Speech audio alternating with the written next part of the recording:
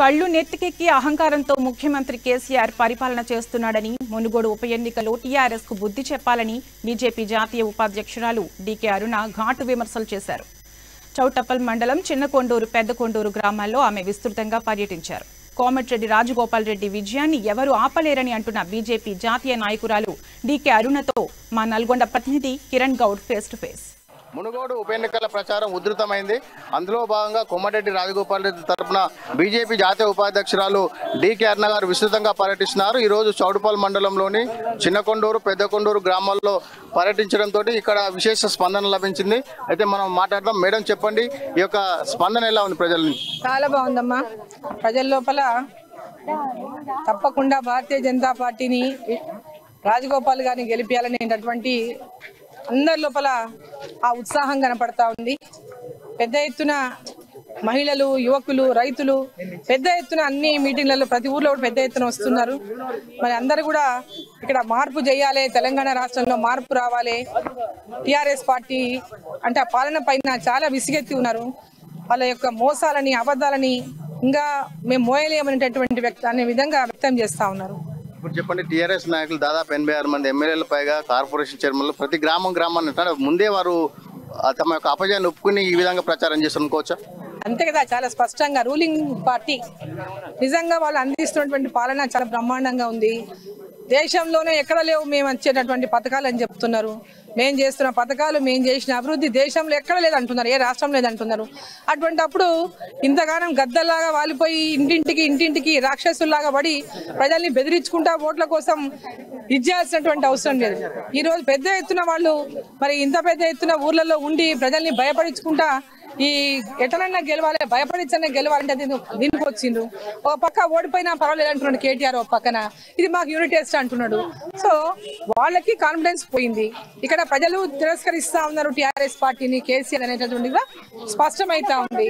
So ప్రజలంతా కూడా ఈరోజు టీఆర్ఎస్ పార్టీకి వ్యతిరేకంగా ఉన్నారు, భారతీయ జనతా పార్టీ వైపు చూస్తున్నారు. ఇక్కడ భారతీయ జనతా పార్టీ అభ్యర్థి రాజగోపాల్ని భారీ మెజార్టీతో గెలిపించాలనేటటువంటిది చాలా స్పష్టంగా కనపడతా ఉంది.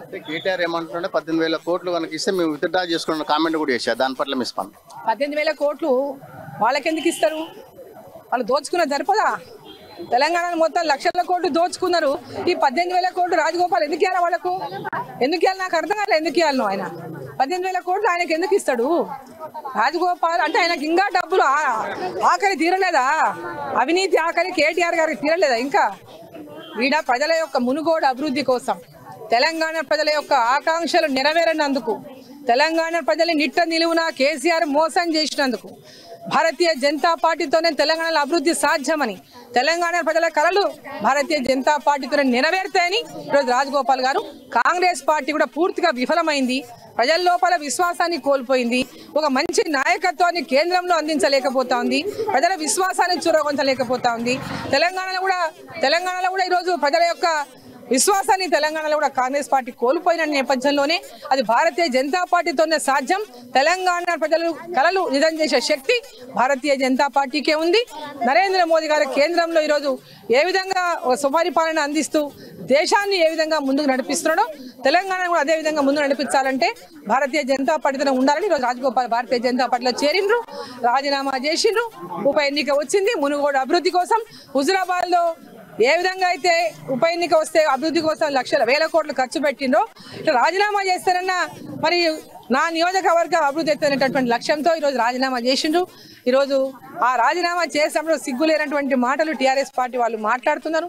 పూర్తిగా ఏమంటారు, ఒక ఇన్సెక్యూరిటీ, అభద్రతా భావం పూర్తిగా నెలకొని ఉన్నది టీఆర్ఎస్ పార్టీ నాయకుల్లో. కాంగ్రెస్ ఖతం చేసేందుకే బీజేపీ టీఆర్ఎస్ ఒకటని రేవంత్ రెడ్డి కామెంట్ చేశారు. కాంగ్రెస్ టీఆర్ఎస్ పార్టీ రెండు ఒకటి. టీఆర్ఎస్ పార్టీ వాళ్ళు ఒకసారి ఏదో కాంగ్రెస్ పార్టీ వాళ్ళు ఇద్దరు దొంగ మాటలు మాట్లాడితే నమ్మడానికి ఎవరు సిద్ధంగా లేరు. కాంగ్రెస్ పార్టీలో గెలిచిన వాళ్ళంతా టీఆర్ఎస్ పార్టీలోకి పోయినరు. అక్కడ రాజీనామాలు చేపి ఎలక్షన్ చేయించుకున్నాడు ఆ కేసీఆర్. జస్ట్ లైక్ దట్ మార్చుకున్నాడు. ఈ పార్టీలకు వెళ్ళి ఆ పార్టీలకు కండువాలు కప్పేసిండు, అయిపోయింది దాని పని. ఈ రోజు ఆయనకు వేరే వాళ్ళని విమర్శించేటటువంటి స్థాయి కానీ అర్హత కానీ వాళ్ళకి లేదు. వాళ్ళిద్దరు తోడు దొంగలు. వాళ్ళిద్దరికి లోపాయికారి ఒప్పందాలు టీఆర్ఎస్ పార్టీకి కాంగ్రెస్ పార్టీకి ఉన్నాయి. భారతీయ జనతా పార్టీకి ఉన్నది ఒక ఒప్పందం, తెలంగాణ ప్రజలతో ఉన్న ఒప్పందం. అవినీతి పాలనకు వ్యతిరేకంగా భారతీయ జనతా పార్టీ పోరాటం చేస్తుంది, తెలంగాణలో విజయం సాధిస్తుంది, ప్రజల పక్షాన పనిచేస్తుంది. అయితే మునుగోడు ఉప ఎన్నికల్లో బీజేపీ అభ్యర్థి కోమటిరెడ్డి రాజగోపాల్ రెడ్డి విజయాన్ని ముందు ఊహించినటువంటి టీఆర్ఎస్ నాయకులు గ్రామానికి కూడా ఎమ్మెల్యేలు మంత్రులతో అక్కడ విస్తృతంగా ప్రచారం చేస్తున్నారని, ప్రజలంతా ఈ యొక్క టీఆర్ఎస్ నమ్మబోరని, ఉప ఎన్నికల్లో రాజగోపాల్ రెడ్డిని గెలిపిస్తారని డీకే అరుణ గారు చెప్తున్నారు. పెద్దకొండూరు గ్రామం నుంచి కిరణ్, అమ్మా న్యూస్, ఉమ్మడి.